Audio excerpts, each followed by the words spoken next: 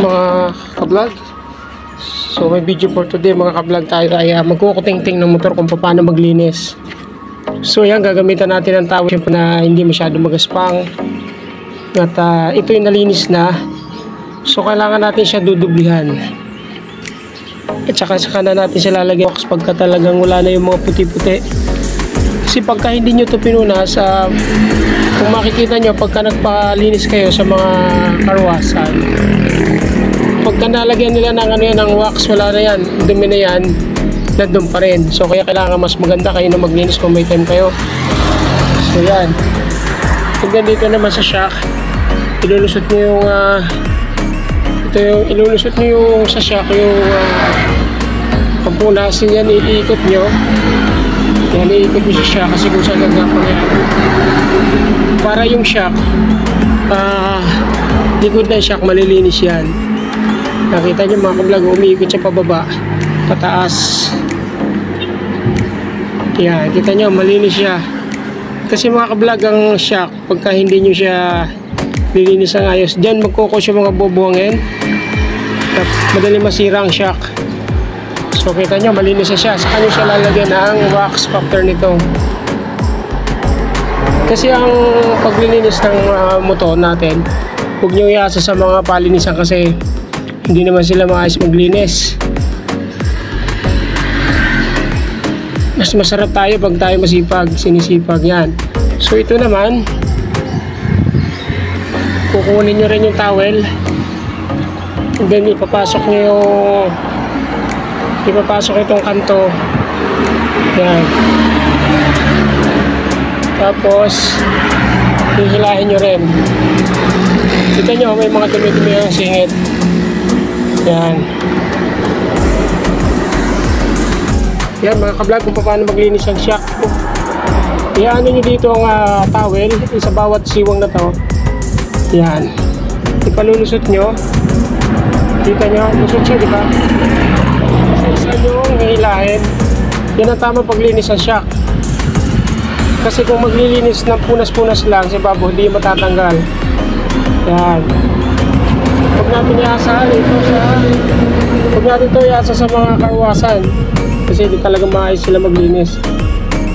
Pag napasiritan to, nasabunan, tapos lalagyan nila ng wax, pakintab, so wala na, hindi siya malinis. So kita nyo ka, malinis na malinis yung shock. Then kailangan yung mga tornilyo din. Yan, yung mga tornilyo para totally talaga sure yan na malinis. Kasi kailangan talaga sa right. Yan, kukunin nyo yung towel again, and then kukurkurin nyo itong likod.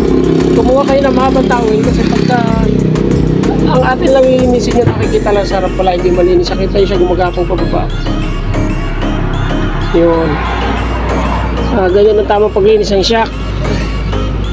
Huwag natin iasa talaga sa karwasan kasi hindi malinisin na maayos maglinis. Kasi pagka madumi ang shock, may mga bubuhangin, then nagiging ko sa madaling pagkasira ng shock. Kaya tingnan mo iba, nagbinabalutan nila ang shock.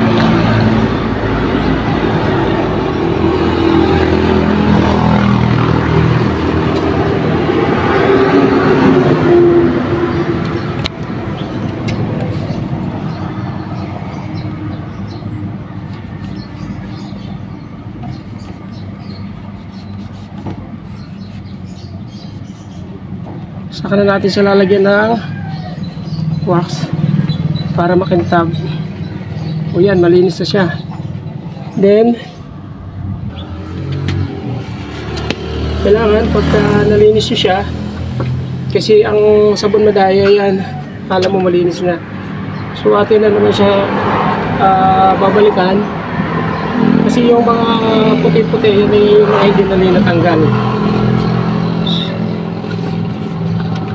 Kasi pag hindi nyo niya yan na mag-focus ng dumi yung parang mancha ng bakal, yun na tayo mahihirapan sa ating motor.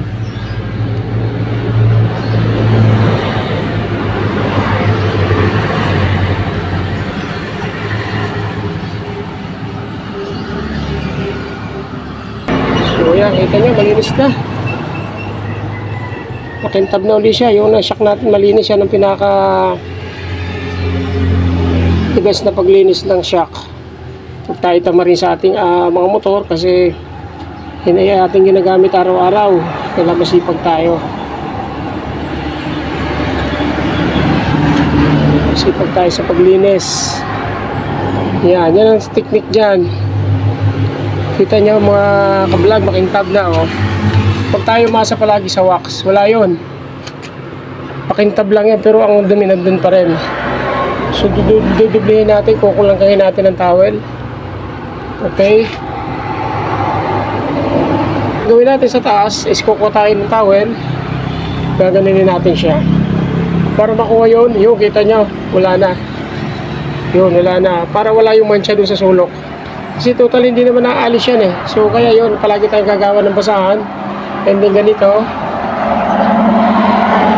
Tapos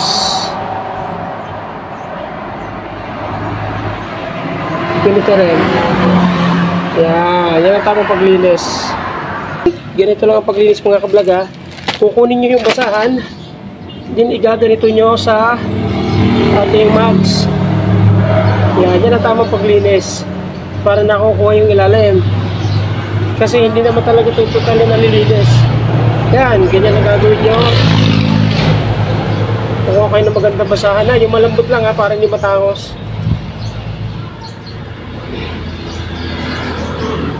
Yun, okay. So, hila.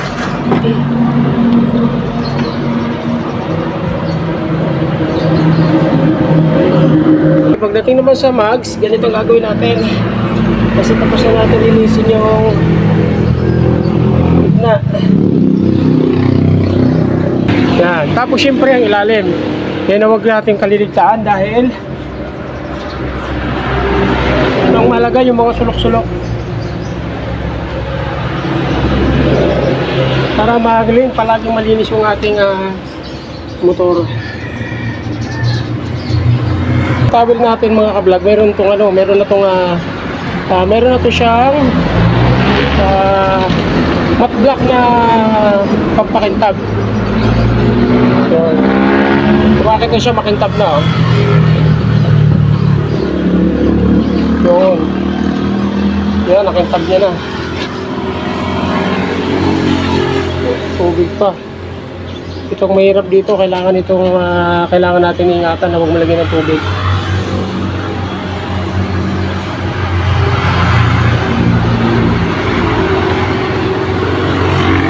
Pero na discuss yung aking handle So di ba, makintab na siya. Okay, ito pinaka-finish tabak natin mga kablog. Yan, kita nyo, makinig naman yan ang paglinis.